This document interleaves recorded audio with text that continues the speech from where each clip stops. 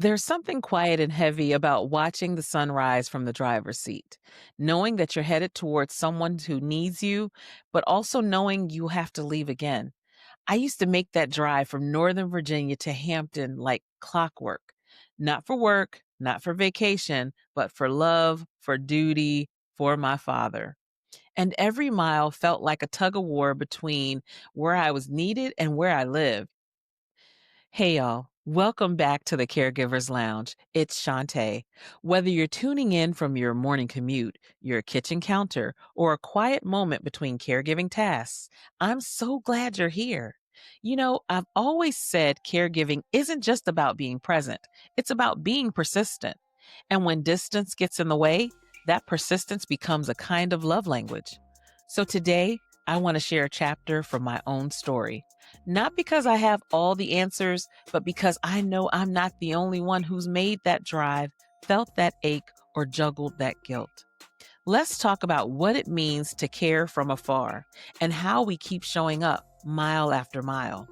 If you've ever had to care for someone you love while living miles away, you know the ache, the guilt, the logistics, the emotional whiplash of being in two places at once.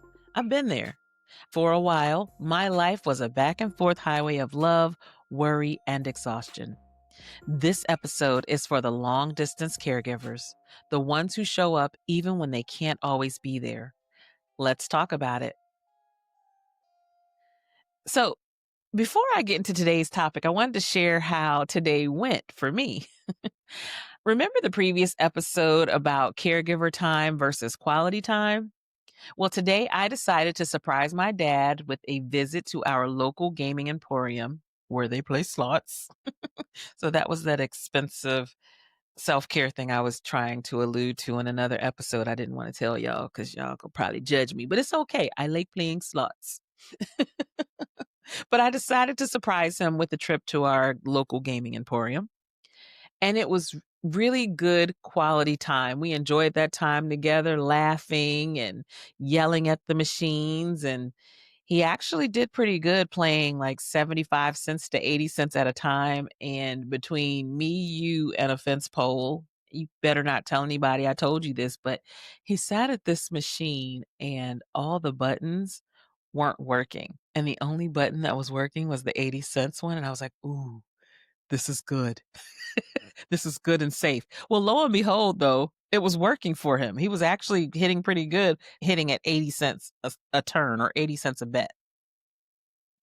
So we enjoyed that time together. So after that, of course, when I went back to his house, I organized his medication. But for the most part, the visit was, I would say, 80% quality time, 20% caregiving time.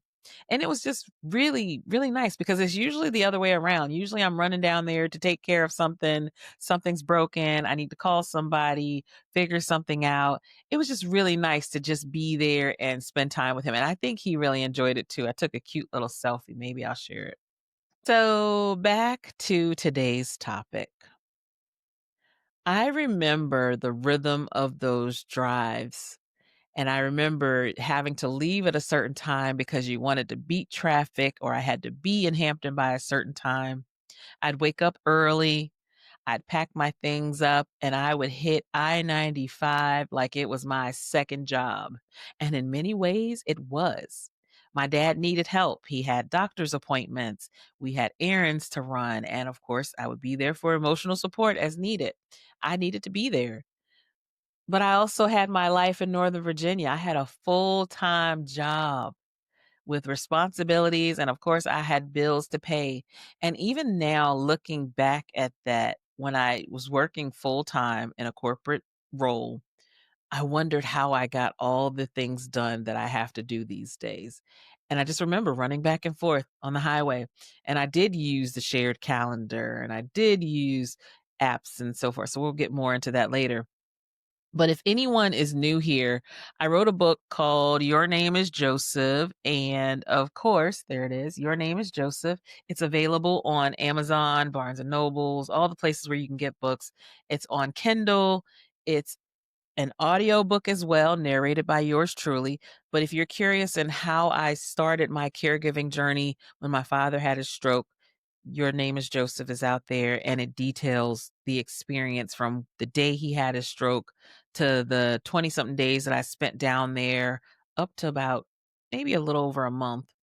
And it was interesting because I'd lived in Northern Virginia when this happened and he was in Hampton. So again, if you're curious, grab it. It's out there. Your Name is Joseph. Shameless plug, I know, but it's mine, so it's fine. But yeah.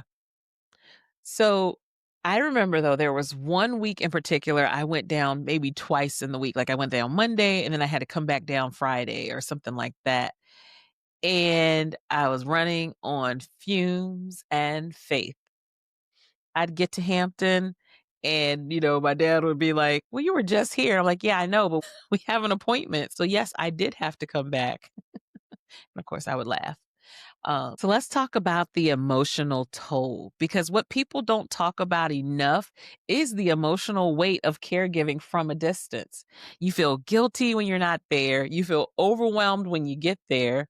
And I remember sitting at home with my phone in my hand, waiting on updates from his doctors after following up and feeling helpless like, is there something else I could be doing or would this work better if I was down there? And then, of course, there was the fear. What if something happens and I'm not close enough? What if I miss something important? And I remember having those thoughts of being worried to call and he doesn't answer. And I would call people to go knock on his door. And it's like, gosh, if I was down there, I wouldn't have to do all of this. But it was a constant tug of war. And it was definitely a challenge. I'm glad I'm not doing it now. I'm glad I'm local now. But let me share what I learned. I learned that presence isn't just physical, it's emotional, it's spiritual, it's the check ins, it's the prayers, it's the late night text to just say, I love you and I'm here. It's the random phone call where I would say, Hey, dad, I don't really want anything. I'm just checking on you. And his response would always be something like, Well, should I be okay? I'm like, yeah, but I just wanted to ask you if you're okay. Is there something wrong with me? Should there be something wrong with me? And I'm like, come on now. You were there.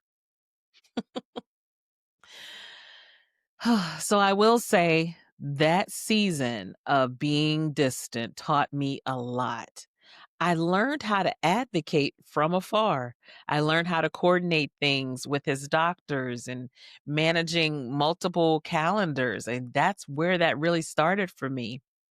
I learned how to coordinate stuff with neighbors and some of our really close family and friends.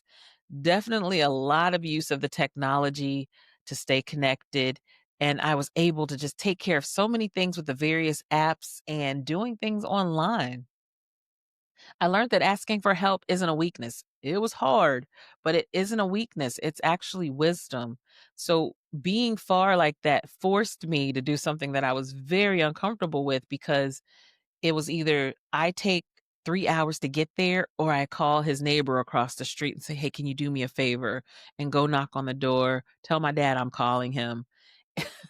Or, "Hey, can you drop something off for me?" Or, "Can you pick him up from something?" So it really stretched me, but I learned that it isn't a weakness, and people actually were very receptive and very helpful. I learned that caregiving isn't about perfection. It's about showing up however you can. So whether you're just calling on the phone, delivering groceries yourself, or getting groceries delivered, or doing a weekend visit, it all counts and it all matters. So let me share some tips for those that are doing the long distance caregiving for your loved ones. So if you're in this season, here are some things that helped me. Use the technology to your advantage. There's video calls. We haven't mastered video calls yet with my dad. Like, it's very interesting talking to him because I think he holds the phone at an interesting angle. I don't know if he's looking at me and he doesn't necessarily put the camera where we would normally put the camera. But yes, video calls. Shared calendars. I mentioned that over and over and over again. I can't tell you how much that helps me having a calendar for him, a calendar for me, a calendar for my family, and I can see everything at once and it helps with coordination. Then there's those medication reminders. It's either alarms on your phone or an entry in your calendar. So use the technology to your advantage. Build a local support network. That's either with the neighbors, you got church members, community services. Build that network because they will definitely help when you are far away. And it's just good to have that local support. I remember with my dad, I have, of course, his brother, I have his cousins, I have a lot of his long term, very good friends. They're in my phone now. I can call and ask them to do things, or they would report back to me. Sometimes they would scare me though, because my dad, he's sometimes he would go somewhere, say he went out of town or stayed at a friend's house or whatever he was doing. And someone would go see him and they see his cars are there, but he doesn't answer the door. So what do? They call me. Hey, I stopped by your father's house and he didn't answer the door. So during that time, I would go from 0 to 10 because I start thinking the worst thing possible. His cars are there. He's not answering the door. He's not answering his phone. So after a little bit of panicking and hyperventilating, I finally get a hold of him and he's somewhere else. He's out of town or he went somewhere with some friends.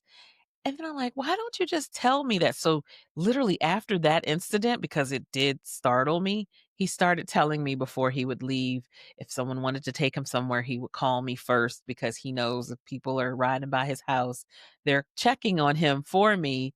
And if they call me, at least I'll be like, oh yeah, he's at such and such, or he's fine. So that local support network is strong. Trust and believe. It really is. Give yourself grace because you're doing the best you can. And this is actually for me too. Sometimes I'm very hard on myself. Oh, I missed something. I took him to an appointment that was not on the day that we got there, and he had to walk a long distance to get to the appointment in the VA. And I felt terrible.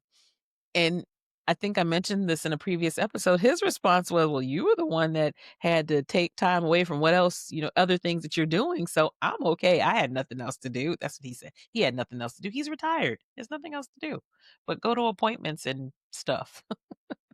But again, give yourself grace. You're doing the best you can. Communicate clearly, communicate often with your loved one and with the team or your network of people just to keep everybody on the same page. I know when I need to step out of town, I call a few people just to let them know. They normally visit my dad or check on him, but they may do it a little more because I'm not local. And when I was away, definitely they did it more often. They still do it. They ride by, especially when the weather is nice. They sit on the porch and count cars with him. It's cute. And lastly, the most important thing, don't forget to take care of yourself. Recharge. Take those self-care micro moments. Like I said, I mentioned in my book, I like Waffle House. So when I was going through that stuff with my dad, I enjoyed going to sit down at the Waffle House, having my coffee and my waffle and my breakfast. And I know I shouldn't be calling out brands on here, but it's okay. It's the Waffle House. I love the Waffle House, whatever. But take your self-care micro moments as often as possible. Recharge, recharge, recharge, because you can't pour from an empty tank. So if you're loving someone from afar, you're still showing up. Every mile you drive, every call you make, every moment you worry, it's all love in motion.